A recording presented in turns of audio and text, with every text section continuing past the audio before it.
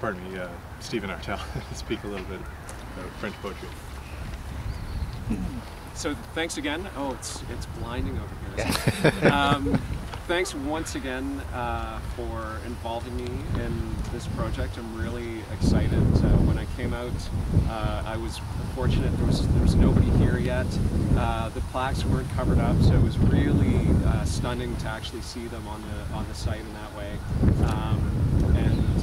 And once again, congratulations to the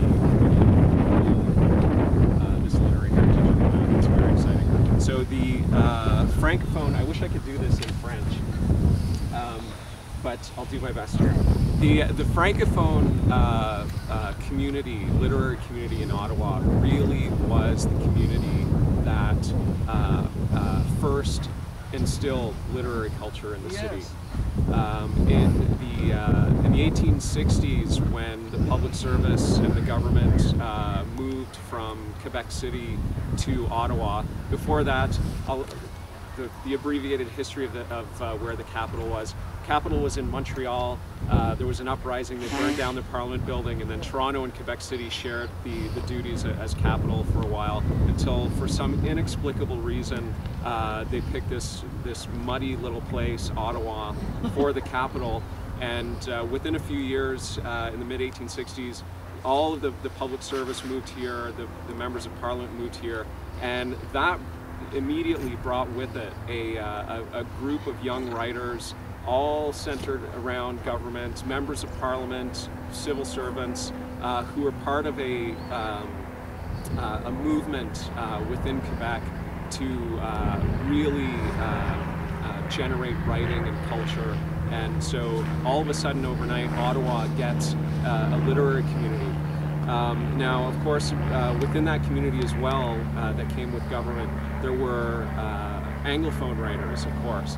And one of the wonderful things that started to happen in the 1860s is these groups started to interact, and they would convene readings and dinners and things like that. And so there was a very interesting cultural scene happening.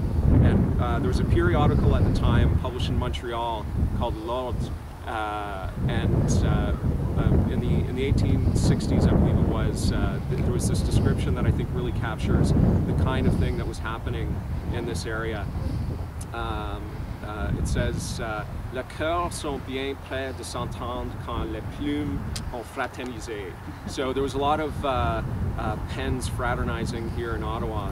And the magazine goes on to describe plusieurs causes ont dû produire ce résultat. La moindre n'est pas, croyons-nous, dans l'intimité qui s'était établie entre un certain nombre de nos jeunes écrivains et ceux de Haut-Canada.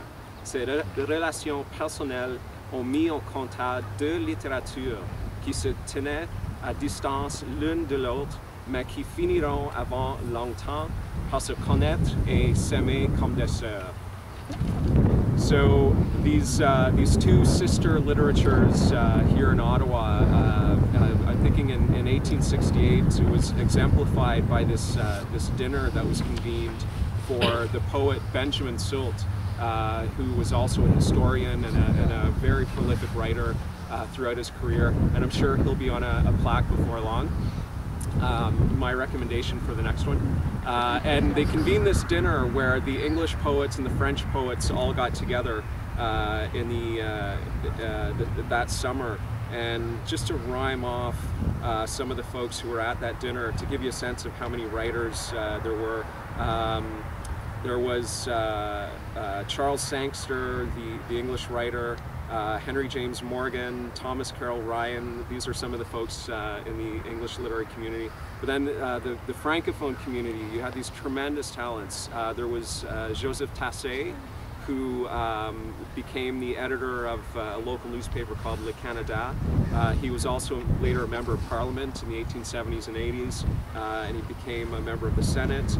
Also at that dinner, Emmanuel Blain de Saint-Aubin, who was a poet. You also had folks involved in the Institut Canadien Français d'Ottawa, which was founded in the 1850s and continues to this day. And so on and so on and so on. There were dozens of writers. So, long story short, Alfred Garneau was one of the talented young writers who ended up here in Ottawa because then as now, writers could find a living in a public service job, and they could do some writing off the side of their desk. And Garneau joined the, oh, where's my note here? He joined the Senate as a translator in 1873, and some of his best poems, in my view, describe some of the local landscape. And I don't know if I'm sure this isn't on the plaque, but there's 3 lines from his wonderful poem Le Temps des Lilas, where he describes what I'm convinced is Ottawa. It's sort of a backhanded compliment for Ottawa.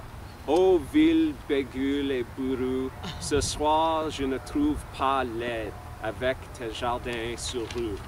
And he goes on to describe the flowers everywhere. So in spite of its humble beginnings and the fact that there were larger cities in Canada, Ottawa became overnight a cultural center, and it really was the Francophone literary community that sparked the kind of literary culture we still have in the city today. So I'm really, really pleased to be part of this, and congratulations once again to the committee.